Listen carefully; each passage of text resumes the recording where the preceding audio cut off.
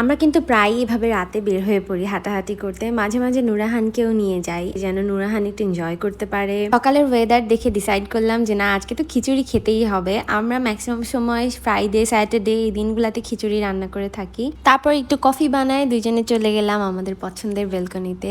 আমাদের এই বেলকনিতে অল্প কিছু দিনে অনেক অনেক গল্প জমে গিয়েছে, ট্রাস্ট মি। দুইজন বসে থাকি বেলকনিতে, রাস্তা দেখতে ভালো লাগে, এই ওয়েদারটা দেখতে ভালো লাগছিল। কি সুন্দর বৃষ্টি নেমে গিয়েছে, তার মধ্যে আবার নুরাহান যখন ঘুমায় থাকে আমি আমার মতো করে একটু সময় স্পেন্ড করি বারান্দাতে বসেই। আমার এই বারান্দাটা অনেক অনেক ফেভারিট হয়ে গেছে এই অল্প কিছু দিনেই। তারপর চলে আসলাম একটু লেইস নিয়ে, বিকজ এই যে বৃষ্টিতে একটু কিছু কিছু না খেলে হয় না। তো আমি এই ড্রেসটা অর্ডার করেছিলাম, আমার ড্রেসটা চলে এসেছে। এবার ঈদে তেমন কিছুই শপিং করছি না, জাস্ট আমি সকালে পরার জন্য এমন একটা সুতি জামা অর্ডার করেছিলাম। ঈদের সময় হয়তো বা আপনারা আমাকে এই জামাটা পরা দেখলে দেখতেও পারেন। এর মধ্যে দুপুরের পর নীলা সাহেব বললো চলো আমরা একটু বাইরে যাই ঘোরাঘুরি করতে। কোথায় যাব? বললো যে সারপ্রাইজ তোমার জন্য, আমি যেখানে নিয়ে যাব সেখানেই যেতে হবে। Okay fine, I have no problem. But সে আমাকে বলছিল না, সো ইটস ওকে। এরকম মাঝে মাঝে সারপ্রাইজ দিলে ভালোই লাগে, খারাপ তো আর লাগে না। তো আমাকে উত্তরা সেক্টরের মধ্যে থেকে নিয়ে যাচ্ছিল। আই থট হয়তো বা আমাকে কোনো একটা রেস্টুরেন্টে নিয়ে যাবে, বাট না, সে আমাকে নিয়ে যাচ্ছিল প্লেন দেখতে। আমাদের উত্তরার এই সাইডটাতে একটা জায়গা আছে, জায়গাটার নাম আই গেস বাউনিয়া বলে। এই জায়গাটাতে একদম মাথার উপর থেকে প্লেন যায়, জাস্ট লুক এট। তার উপর থেকে আমি অনেক বেশি খুশি হয়ে গিয়েছি, বিকজ ফার্স্টে প্লেনটা ছিল এমিরেটসের। আমি ওটা দেখে অনেক বেশি বেশি খুশি হয়ে গিয়েছিলাম। And then this is another one.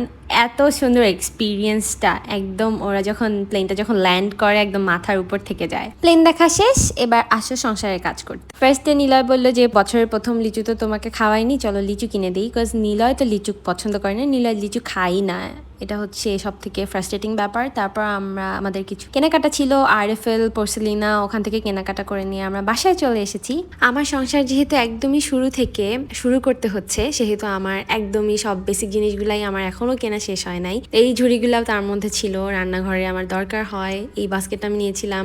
আমার বেবির খেলনাগুলো এত অগোছালো থাকে অর্গানাইজার হিসেবে, বাট আমি কাপড়ের অর্গানাইজার চাচ্ছিলাম, পাই নাই খুঁজে।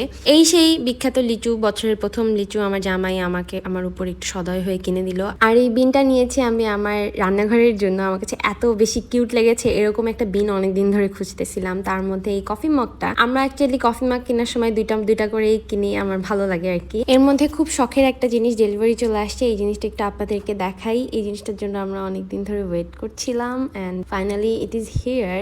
তো এই লাইটটা হচ্ছে আমাদের পছন্দের, অনেক অনেক অনেক পছন্দের। আমরা অনেকদিন ধরে চিন্তা করছিলাম যে আমরা এরকম একটা লাইট আমাদের এন্ট্রান্সে দিব, বাট খুঁজে পাচ্ছিলাম না আর কি এরকম সুন্দর কিছু। এর মধ্যে আমি আমার বিনটাকে জায়গা মতো রেখে দিয়েছি। আমার কাছে কিন্তু কিউটই লাগতেছে, বড় বড় দুইটা চোখ। আপনাদের কাছে কেমন লাগছে কমেন্ট করে জানাবেন। কিন্তু ফ্রিজে বেশ কিছুদিন ধরে আমার কাছে কিছু বেবি কর্ন ছিল, তো ওইগুলাকে আমার রান্না করতে হবে, কোনো একটা কাজে লাগাতে হবে। সো চিন্তা করলাম যে চলো চাউমিন বানায় ফেলা যাক। আমার ছেলে তার বাবা চাউমিন বেশ পছন্দ করে আমার হাতে। তারপর আবার খাওয়া দাওয়া করে আমি আর নিলয় আবার বের হয়ে গেলাম একটু চা খেতে, আরো কিছু কাজ ছিল। আর এই দোকানটা না আমার খুব ফেভারিট হয়ে গিয়েছে, আমার এখন মোস্ট ফেভারিট চায়ের দোকান, যেখানে আমার মালটা চা, তেঁতুল চা, এই চাগুলো আমার খুব পছন্দ। দুধ চাটা অসাধারণ ওই ভাইয়াটার। অ্যান্ড ওখানে বসে চা খেতেও আলাদা রকমের একটা অ্যাস্থেটিক কাজ করে। আমার সুন্দর বাতাস, সুন্দর আকাশ, অন্ধকার খুবই ভালো লাগে।